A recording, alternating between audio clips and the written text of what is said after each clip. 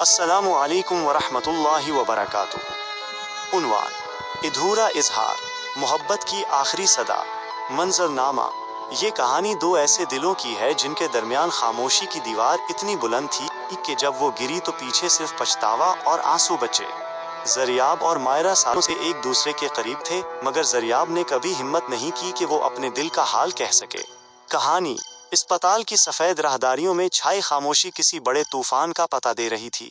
जरियाब एक हादसे के बाद जिंदगी और मौत की कशमकश में था और मायरा दीवानावार उसे पुकार रही थी। जब मायरा आईसीयू के अंदर पहुंची तो जरियाब ने बमुश्किल अपनी आंखें खोलें। उसके चेहरे पर लगी ऑक्सीजन मास्क के पीछे से उसने मायरा को देखा और उसकी आंखों से एक आंसू निकलकर तकिए में जज्ब हो गया। जरियाब ने अपना लरजता हुआ हाथ मायरा की तरफ बढ़ाया।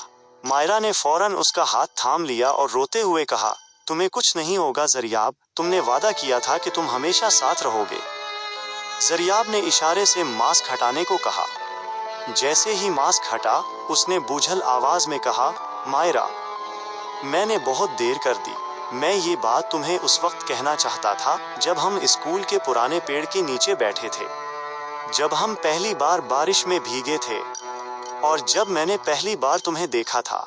उसने अपनी मुट्ठी खोली जिसमें एक पुरानी खून से लथपथ अंगूठी थी। मायरा, क्या तुम मेरी अधूरी जिंदगी को मुकम्मल करोगी? मैंने तुम्हें हमेशा अपनी सांसों में बसाया है। क्या तुम मुझसे मोहब्बत करती हो? मायरा का जिगर जैसे फट गया।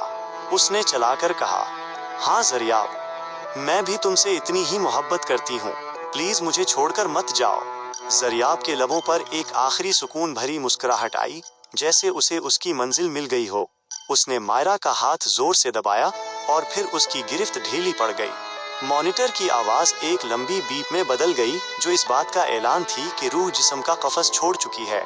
मायरा वहीं फर्श पर बैठ गई, हाथ में वो अंगूठी लिए जिसे पहनाने वाला अब खामोश हो चुका था। वीडियो के लिए खास पैगाम: अपनी मोहब्बत का इजहार वक्त पर कर दें, इससे पहले कि वक्त आपको इजहार का मौका ही न दे।